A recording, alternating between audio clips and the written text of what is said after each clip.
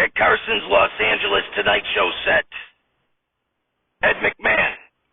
It's the Too Bad You're Dead Night Show with Johnny Carson, and I'm Ed McMahon.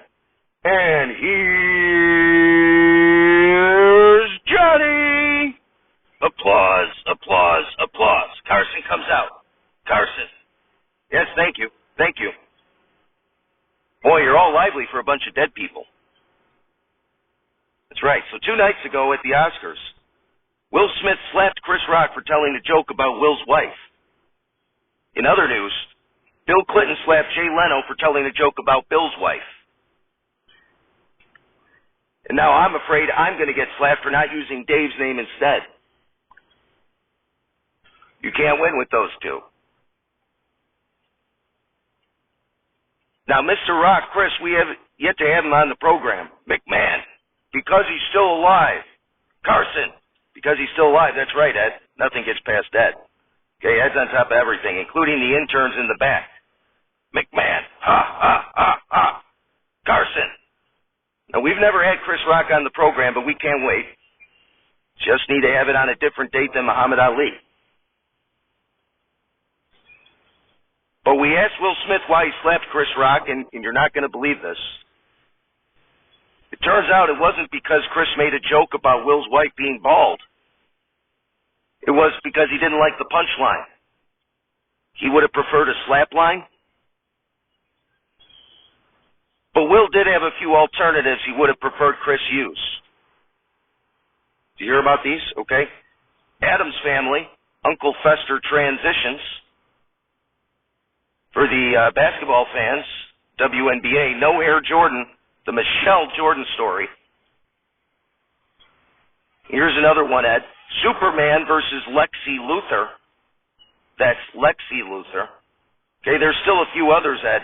Okay, Bob Newhart had a show. You remember Bob Newhart. Well, he's bald, but they're afraid he's not reaching the younger, more diverse demographic. So Will would have preferred Chris use the Babe Newhart show. Babe. No, this is free, folks. Relax. Okay. But some men took exception with Jada being suggested for replacing Demi Moore in G.I. Jane 2. They'd rather see Jada in Striptease 2. Some would rather see Jada replace Demi in A Few Good Men 2. Though I guess her husband Will wouldn't be in the film. McMahon, hey-oh! Carson walks over to his desk. Okay, dead ladies and gentlemen, we have a very special guest. He was a very funny man, and now he's a very funny spirit. Please welcome to the show, John Candy. John Candy walks out, waves to the crowd, shakes Johnny's hand, goes and shakes Ed's hand, sits down. Applause, applause, applause. Carson. Hey, John, good to have you on the program. Candy. Good to be here, Johnny. Carson. Now, I'm sorry we're pressed for time. We hear you have a new movie coming out up here, though. Candy. That's right, Johnny. You remember I was in the movie Planes, Trains, and Automobiles, right? Carson. With Steve Martin, yeah, I sure do. Candy. And you've heard of the Final Destination movies, right? Carson. Now, those I'm not so sure. Candy. Well, they're basically horror movies where the kids in the movie are destined to die and they get killed in a variety of different ways. Carson. Okay. Candy. So this movie is called Planes, Trains, and Automobiles Kill People. And it basically follows my character who's trying to avoid getting killed by planes, trains, and automobiles while everyone he knows dies one by one of those 3 modes of transportation. Carson. Okay, great. Well, thanks for joining us, John. Candy. Wait, don't I get to show a clip? Carson. Is it just a clip of people getting killed by planes, trains, and automobiles? Candy. You betcha. Carson. Well, perhaps we can show it next time, okay? We are pressed for time. So our next guest is, along with John Candy and myself and Ed, a member of the Undergroundlings, the comedy troupe that performs Saturday Night Live. Please welcome Gene Wilder. Gene Wilder comes out, waves to the crowd, shakes Johnny's hand. Candy moves over, Wilder shakes his hand, and Ed's hand, sits down next to Carson. Applause, applause, applause. Carson. Gene, it's so good to have you here. Wilder. It's great to be here. Carson. Now, are you working with Mel on anything these days? Wilder. He's actually still alive, Johnny. Carson, you're kidding. The four of us are here and he's not, huh? Wilder. Go figure. Carson. Anyway, so you're on this whole Saturday Night Live show, is that right? Wilder. That's right. Carson. And Gilda's on there too. Wilder. Yes, she is, and she's done a great job. My issue with the whole show is I don't get nearly enough airtime. I haven't been featured in anything since Carson. I hate to interrupt you, Gene, but we are pressed for time. My understanding is we are going to end the show with a very special surprise for me. Crystal Farley comes out dressed like Bette Midler and begins singing. Did you ever know that you're my hero? And everything I would like to be, I can fly higher than an eagle. For you are the wind beneath my wings. Carson. Well, folks, what can I say?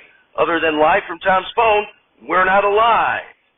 It's Saturday Night Live, starring an ever-evolving cast that is unionized and refuses to allow their names to be mentioned until their demands are met.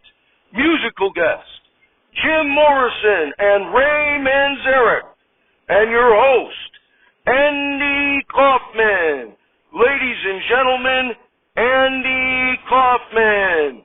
Applause, applause, applause. Kaufman. Thank you. I was asked before to join the cast, but I told them I thought the show was too weird for me. I did appear in one episode where we were wrestling, and I was eliminated by the female wrestler Chyna. The guy in the back wants me to say, eliminated by Chyna, just like Donald Trump. I don't get it. Anyway, for those who are really old, you may remember that I appeared in the first episode of Saturday Night Live. George Carlin comes out. Applause, applause, applause. Carlin. Hey, Andy. I was there too, you know. I was the host. Kaufman. Wasn't it fun? Carlin. It was fun. There was just one problem. Kaufman. What was that? Carlin. Not nearly enough cocaine. I mean, I think I actually slept for an hour on Thursday. It was ridiculous. Carlin turns to the audience and says, in football, you score a touchdown. in baseball, you go home. Kaufman. George? Carlin. Oh, that's right. I forgot. I'm not hosting. There's not nearly enough cocaine when you're dead. I can't remember a thing. Kaufman. George Carlin, everybody.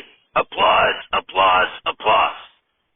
Anyway, like I said, I was on the first Saturday Night Live. Applause, applause, applause. And it went something like this. Kaufman starts a record player. Mr. Trouble never hangs around when he hears this mighty sound. Kaufman moves his arm and lip syncs. Here I come to save the day. That means that Mighty Mouse is on the way. Yes, sir, when there is a wrong to right, Mighty Mouse will join the fight. Michael O'Donoghue and Janet Belushi come out. O'Donoghue stops Kaufman's record player. O'Donoghue. Good evening. Belushi. Good evening. O'Donoghue. Good evening. Belushi. Good evening. Good evening. O'Donoghue. Let us begin. Repeat after me. I would like. Belushi. I would like to feed your fingertips. To feed your fingertips.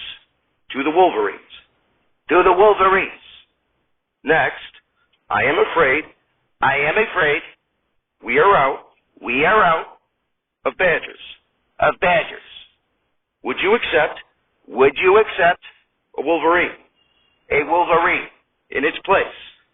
In its place. Next, Hyena exclaimed, let's boil the wolverines. Next, O'Donoghue clutches his chest and falls over. Belushi then grabs her chest and falls over. Kaufman. Live from New York, it's Saturday night.